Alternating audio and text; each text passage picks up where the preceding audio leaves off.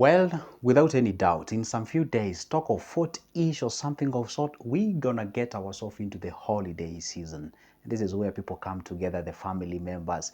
You wanna be there, and go have some party, enjoy yourself and something of sort. Holidays always come and go. Now, here, listen, I'm making this video at around 8th of November. You know what that means? It means like in a month's time, we're gonna be full force into the holidays. And you know what is happening right now? Some of you guys, or actually most of you, will complain come January 2025, be saying, hey, you know what? Yeah, that holiday, everything has gone. My money, I'm running out of money. I don't know what even I can do. It's like your behavior. You see, it's funny that most of you, like behave as if this thing wouldn't happen. And you already know that January is coming. Now, here in this video, I'm going to share with you 5 tips on how to survive on a low budget and enjoy as a king on this particular holiday. And guess what happens? You ain't going to regret anyway when it comes to January. All right? Guess what? Go ahead and hit that like button. Make sure that you subscribe to this YouTube channel because why? I upload a video every day and you will never miss a video when I upload them. Thank you for liking. Now, tip number 1, without saying anything, pay January bills early. I repeat, pay those January bills early. I know you want to have party, you want to enjoy, you want to do da da da da da da. Some of you will pay school fees. Some of you are actually waiting. They will have some kids that are transitioning from one level to the other. Of course, that means money. Some of you actually have that project that you have not finished. You said, hey, by the end of this year, I'm going to finish that project. By the starting of next year, I'm going to do the groundbreaking because I'm going to build my own home. I'm going to invest. I'm going to do this. Do it. Do it before you go for those holidays. Do it. Make sure that you meet those January bills as early as you can. Well, of course, I'm not telling you to pay your rent, but if you can, go ahead and do so. You know, we have these, me, I don't believe it anyway, but we have this saying in our country. Most of the people say, and I'm not telling you to buy that idea. I do not, because what you confess, you possess.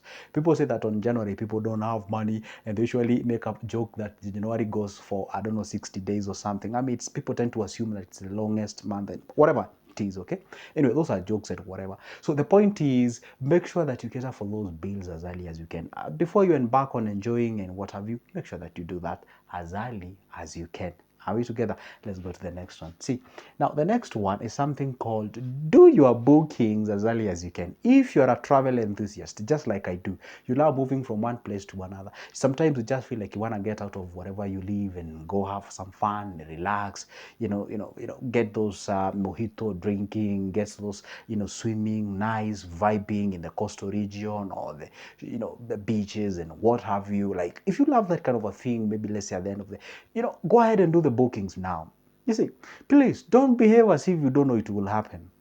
An Airbnb, I'm going to use a very simple number, okay? An Airbnb that was going for, say, a flat rate of 15 or, say, 2,000, right now is actually trading for like 3,500, close to 4,000. And you can even get it been trading at around 5,000 come January, or rather come December. So what you do is you do the bookings now. Call those guys who have Airbnbs and tell them, hey, you know what? Instead of that, I'm going to book for entire December if you're going to be there, or maybe I'm going to book that for like 2 weeks or a week or something of sort. And of course, they won't give you the current rate during that time. Of course, you're going to have a negotiated rate. 1, 2, 3. So do the bookings now as early as you can. See, for example, in Kenya, we have this train called the Madaraka Express. We call it SGR, that ferries people from one point to the other. Right now, I'm looking at it from the point of, I was actually checking their website. There are still some vacancies. You can actually go to the coastal region. And this is a reflection of any country that you are living in. You're going to have, sometimes you usually have a booking all the way up to next year, February. You find like November, you can't book. December, you can't. January, you can't. You can only get a vacant on February. Now, can you just imagine the kind of a crisis? Now, there you are, you ain't doing any booking. You're supposed to do the booking right now. If you know you're going to be Mombasa this particular date, and you book all those dates. You book all those dates to and fro. Book all those dates so that at least you don't get, because there is this, you see, what happens on the Decembers, on the holidays, the demand goes high, the supply is low. And what happens? The price does what? Shoots. So you grab that thing as early as you can. Behave like a wealthy people, and that's exactly what they do. You book those Airbnbs early, you book for those things as early as you can so that you get the best price. When people are complaining about the prices, you already have your tickets printed and you're ready to go ahead and get those particular tickets. So anyway, that is exactly what we do it. So behave as a smart person when it comes to the finances. And number 3, go ahead and budget early. just do the budget. Sit down with a pen and paper in your family if you have any, and ask yourself, okay, we have 3 kids, okay? We're gonna go for a holiday. We are going for 5 days, okay? This holiday, let's assume we're gonna be eating, say, approximately of 3,000 or 5,000 or whichever the amount of money. Maybe you can be eating 100,000. It depends with your financial muscle, okay? Don't crucify me on the comment section. Joseph, where can 5 family or 7 families consume 3,000 comfortably? You were actually wrong on that, but these are people who concentrate on nonsensical things and make a complaint about that. Have you ever seen those kind of people? You know, we used to have a guy back in our high school who used to complain. Let's say, for example, there is a mathematic question. Oh, Kamau bought, or Jack bought this and this and that. If he did, there's somebody is complaining about the spelling of Jack. Yeah. Anyway, you do the mathematics and do the budgeting. So my family of 7 will actually consume this amount of money. So, okay, so it will need this and then, okay. So how much do I have in a bank account that I'm able to spend for the holiday? Okay, it will be this and that, okay. Okay, so if I get this amount of money from a bank account, then whatever is left, is it able to cater for the January bills and whatever? Will I be able to pay my rent, and will I be able to pay my insurances, whatever, because also insurances come with that at that particular time? Will I be able to do that? Wow, amazing. So, so you make sure that nothing has been disturbed. And the moment you do that, you take that money set aside. You can even throw it in a money market fund for the next that 1 month. You know, it can give you a little bit of an eating. Just a little bit of tips that I'm giving out there. See, now, the moment you do that, then you're operating on a budget. You know what you're doing. You know where you are heading, and you know why you're going for that. And that is being smart. And when you are smart, it means now you can be able to go ahead and do something as far as planning yourself is concerned, and making sure that you operate under that. Come on, now help me now to introduce the other point. There's something called avoid copy pasting others. See, most of the people do is to copy paste. You know, you look at what the others are doing, the majority are doing, and then you end up doing that. And you do not have the finance. If you don't earn like them, don't spend like them. Simple. Always have that. And that is my principle. If I don't earn like them, I don't spend like them. Simple. A simple stuff. If I don't earn like them, I don't invest like them. Can you imagine this? You have a friend who is saving, or you have a friend who has already a money market fund that maybe like he has a couple of millions, like 20, 30, or 100, whatever. The guys are getting a lot of money. And then they're telling you we should be having a road drive each and every weekend. Well, that is very dangerous because they have already invested. So if you have not invested like them, then don't spend like them. Please understand your lane. Stay on your lane. The problem that people do in this life is to copy paste others, is to copy others. They copy the answers and put them in the answers to their questions. And listen, everyone has their own questions. So not every answer will fit to your question. So it's always good to make sure you pick that what is appropriate, right, and applicable to you.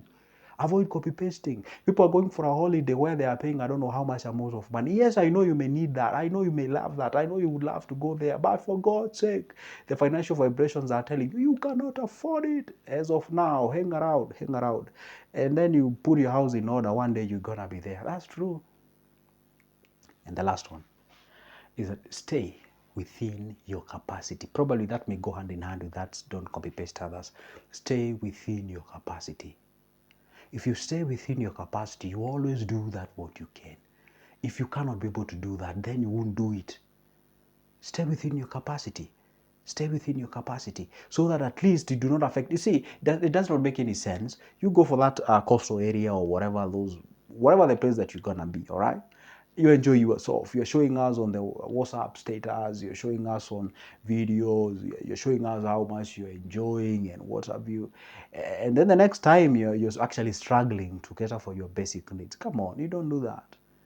You know, and that's why I always tell people, if you don't want to have financial torture and financial pressure and depression, because it can actually be there, don't try to sell a certain lifestyle to people, so that, and God forbid, so that when things changes, when things goes wrong with you, of which I'm saying God forbid, people won't even notice.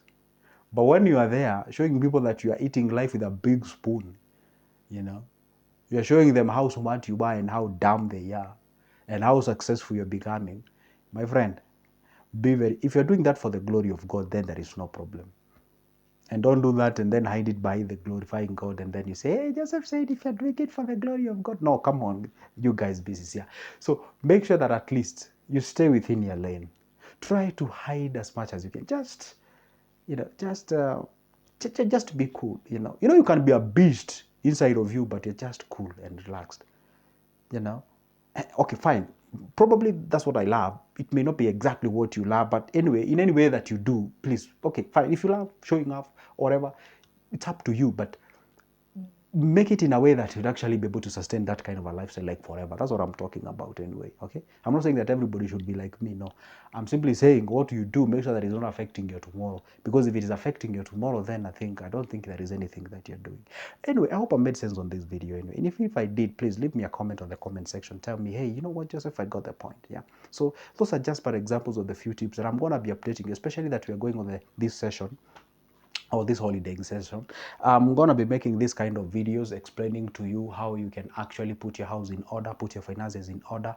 You don't get yourself something that can actually, what do we call, can really, detriment or can put yourself into crisis as far as the finances is concerned. As we embark on writing resolutions for the next year, if God willing and if God allows us and gives us grace, that grace of being there. So anyway, if you're watching me for the first time, this is Good Joseph, and guess what I do? I come here with this pen and this board, this mic and this camera, and make videos as far as the finances are concerned. I don't come here because I know everything. I come here because for God's sake, I have something that I know that I can share with you. And I'm a believer that just like an iron sharpens another iron, so do we, who, me and you, and anyone else out there can learn from each other. Probably you may not get everything, or probably you may not agree with me with all what I've said here, but you can pick one or two, and that is what we call wisdom. You don't have to be rude on the comment section. You just have to, you can disagree to agree, or you can agree to disagree, and then that is how smart people goes by and change their societies. Anyway, for now, it's a goodbye and see you in the next one. If you'd like to get any services from me, my number is always on the description of this specific video. Go grab it there. Let's talk business. For now, it's a good one. See you in the next one.